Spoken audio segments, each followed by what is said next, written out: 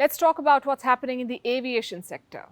Quite a lot. Flights are not taking off, staff are striking, luggage is not being loaded, pilots don't want to fly, airports want airlines to cut capacity, but airlines won't oblige, queues are long and passengers are suffering. The global aviation industry is a mess. Closer home, indebted airlines are struggling to stay in the air, like Sri Lanka's flag carrier Lankan, or PIA, Pakistan International Airlines. What about India? What about India's aviation sector? It is facing a unique crisis, a crisis of credibility and safety. We'll discuss this and more tonight. Hello and welcome to Gravitas Plus. I'm Palki Sharma. Let me show you some recent headlines to start with. The windshield of a Go Air flight cracks mid-air. 2 Go Air flights suffer engine snags. A flight could not take off because of a dog on the runway. A bird was found in the cockpit of an Air India Express, a live bird. Do you know where it was? Inside the glove compartment of the pilot. When it was found, the flight was cruising at 37,000 feet. One flight suffered an engine snag. Another noticed smoke in the cabin. There was even a weather radar malfunction, a fuel indicator malfunction. On the 19th of June, the engine of a SpiceJet flight caught fire mid-air. There have also been instances of vibrating engines. This and a lot more has happened in the last 1 month alone. SpiceJet alone has seen 7 incidents of technical malfunction in the last 30 days. Now, is this normal? Why are India's airlines suffering so many technical glitches? Why are there so many emergency landings? You must have heard of the DGCA, or the Directorate General of Civil Aviation. It is the government body that's responsible for airline safety issues. The DGCA is blaming these snags on staff shortage. You see, every flight is inspected and certified before takeoff. Who does this inspection and certification? Aircraft Maintenance Engineers. They're called AME, Aircraft Maintenance Engineer. There are 3 categories of AMEs, B2, B1 and A. Now listen to this carefully. B2 engineers can handle defects in the plane's electronic equipment. B1 can handle mechanical defects. What about A? They're a step below. The DGCA found that several flights are being certified only by category A engineers. Why is this happening? Because of shortage. Who's responsible for the shortage? The airlines and the engineering companies. You see, a lot of airlines have outsourced engineering. To whom?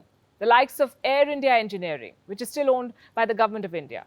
Then there is Airworks, Max Aerospace Group, GMR, SpiceJet Technique. Some of these companies are short of staff. And this staff shortage is risking lives, also hurting India's image. In recent weeks, several Indian flights had to make emergency landings abroad, even in Pakistan. On the 17th of July, for example, an Indigo flight from Sharjah to Hyderabad made an emergency landing in Karachi. Why? Technical snag. On the 5th of July, a SpiceJet flight from Delhi to Dubai landed in Karachi. Again, technical snag. Now, India and Pakistan don't have an aviation agreement. The 2 countries do not have direct flights. And they don't see eye to eye, we know that. But when Indian flights landed in Karachi, the passengers were well taken care of. They were given all the necessary support. Pakistan came out the hero. What about India? The world began questioning India's aviation sector. The repeated technical snags are making headlines in West Asia, in the UK, and this is bad press. It raises concerns about flight safety in India and Indian carriers. India is the world's 3rd largest aviation sector. It is home to more than 150 million flyers every year. There are 15 airlines. 2 more will soon be operational. More than 1 million flights land and take off from India every year. The country has 137 airports and dreams of adding 100 more. According to Airbus, India's domestic air traffic will grow 5 times in the next 2 decades. But is India ready for all of this? Do these technical snags shine light on a bigger problem? You see, there are some fundamental problems with India's aviation industry. Number 1 is finance.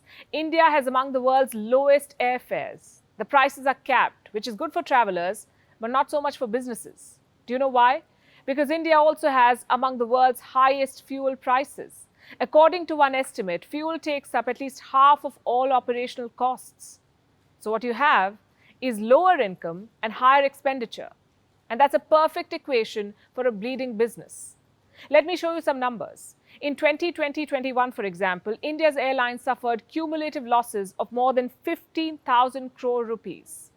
Air India accounted for 4,700 crores in losses, Indigo close to 6,000, Vistara over 1,600, Air Asia nearly 1,400, Go Air over 1,300 crores. You see, when a sector bleeds, its employees suffer. Do you know why there's a shortage of engineers? Because they're on strike. They want higher wages. In recent weeks, technicians of Indigo and Go First also went on mass leaves.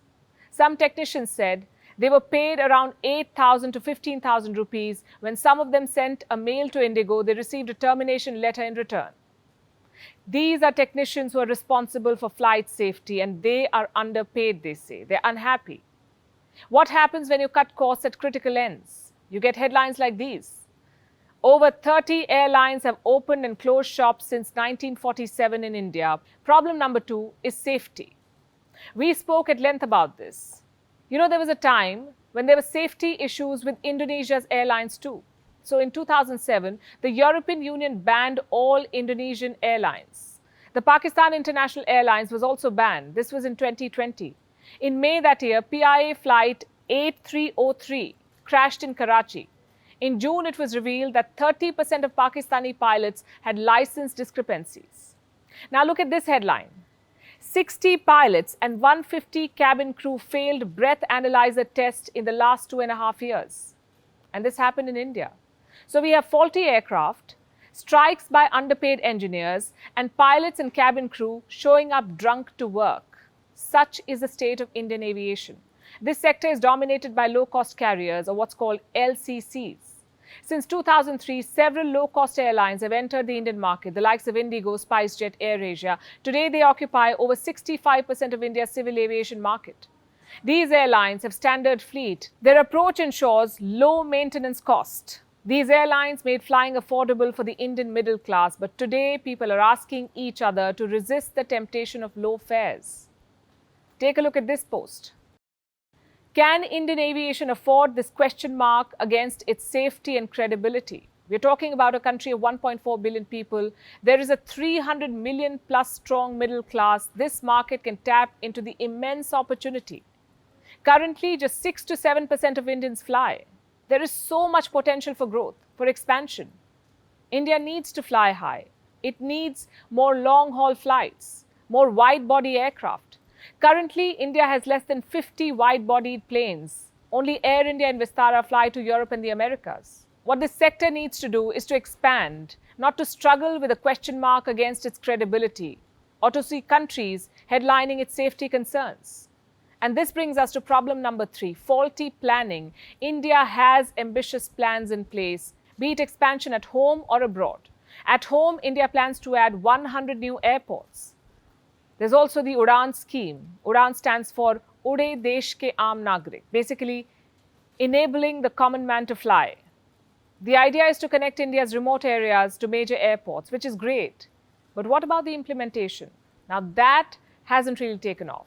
948 routes have been awarded to various airlines, but as of March 2022, only 405 routes were operational. India also plans to expand seaplane operations. Some 28 seaplane routes have been awarded across Assam, Gujarat, Telangana, Andhra Pradesh, Andaman and Nicobar Islands and Lakshadweep.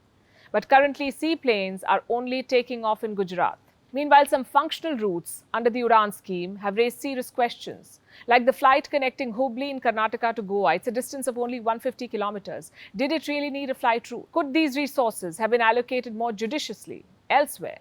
It's important to ponder over all these questions. The spate of snags is an opportunity for India's aviation sector to sit down and rethink, to fix the basics, like its aircraft, its safety issues, salary issues. No one wants a disgruntled engineer to be certifying an aircraft or a pilot on a pay cut to be flying a plane. And many of them are still on a 50% pay cut, which began at the start of the pandemic. You saw what happened with Air India when it held its recruitment drive. Indigo crew called in sick. More than half of their flights were delayed or cancelled. My point is quite simple. India needs a thriving aviation sector, and it starts with credibility. India's airlines must do whatever is necessary to reassure passengers about their safety.